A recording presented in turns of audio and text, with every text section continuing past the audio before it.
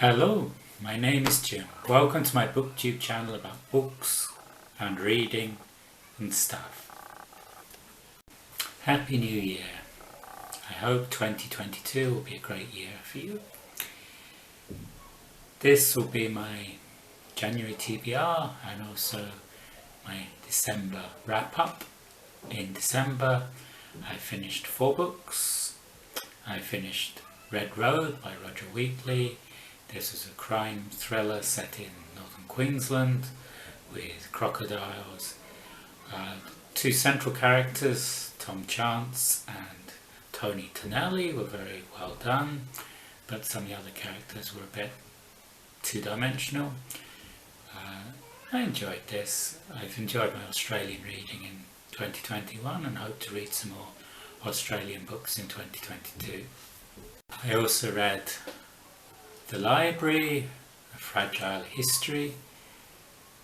This was a very well-researched book about the history of libraries from the beginning of civilization with the Egyptians until the present day and the threats they've faced throughout the centuries, from popes demanding books be burned with anything connected to Martin Luther to just public service cuts in the present day. Life in Parts by Bryan Cranston. Bryan Cranston is best known as playing Walter White in the TV series Breaking Bad. He's also known for playing the goofball dad in Malcolm in the Middle and for playing a dentist in Seinfeld. And it's a story of his life as an actor. I think this would be a very good book for budding actors because it shows the amount of graft involved in the profession. Becoming a successful actor like Bryan Cranston did is a mix of graft and luck, but you have to put in the hours, and he saw each of his acting roles as a way of enhancing his toolkit. He saw each of his roles as improving his education, honing his craft. It's a fascinating book and I'd recommend it to anyone interested in the acting career. The 4th book I finished in December was A Botanist's Guide to Parties and Poisons by Kate Khavari. This is a book that's coming out in 2022. I got a e-arc on NetGalley. It's a mystery set in the 1920s in London academia.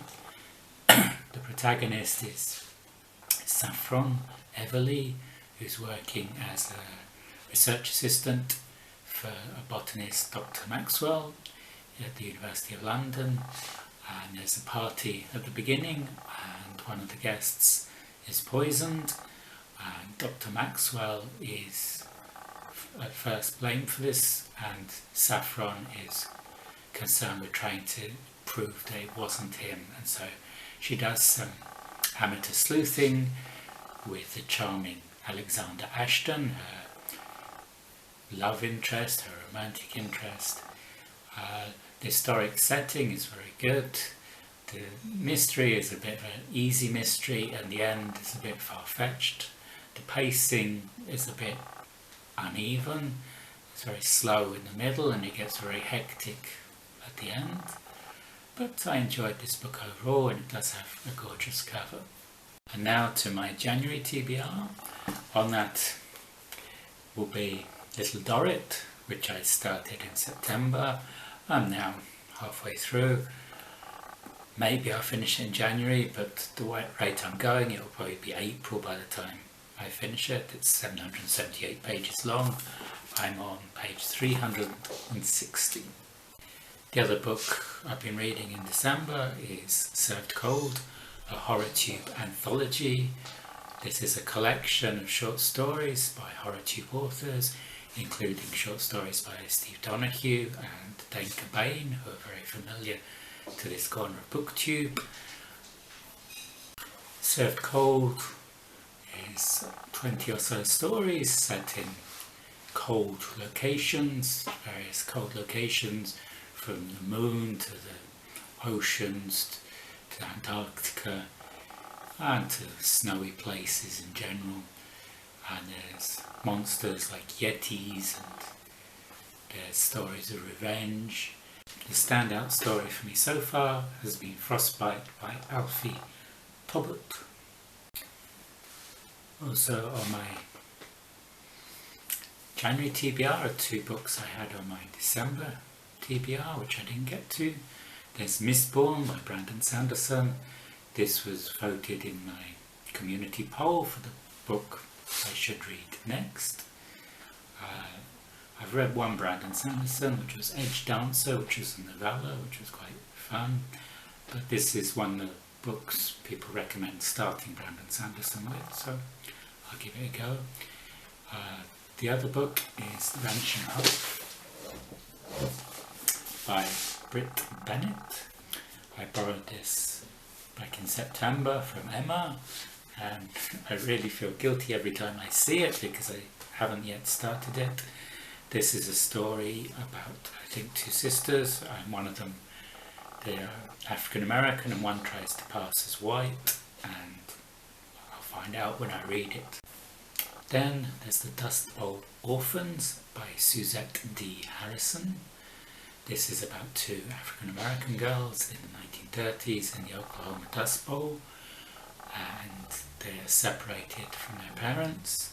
The oldest is 15, I don't know how old the younger sister is, and it's at a time when just being black would be a danger. So it sounds a very interesting story. I've also downloaded onto Kindle Unzipped, the memoirs of Suzi Quatro. When I was very young, between about 10 and 14, I was quite obsessed by Suzi Quatro. This phase passed. I did buy all her records at the time, even though I didn't understand what they were singing about. Can to Can, 48 Crash, Delgate Drive. Suzi Quatro was one of those American singers who became much more popular in Britain and Europe than she was in her original America. In America she barely scraped the charts at all, but in Britain and Europe she had #1s, and in Australia she outsold the Beatles.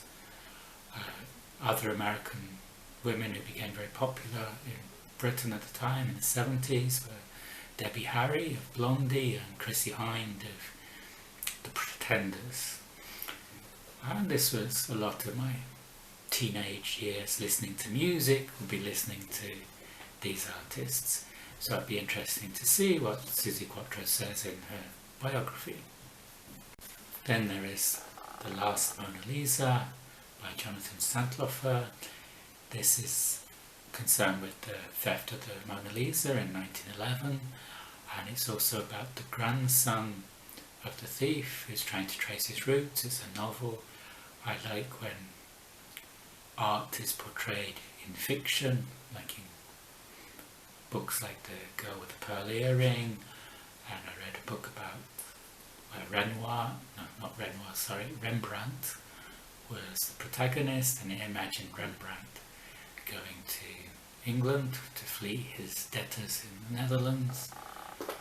And I can't remember the title now, but it was a fascinating book.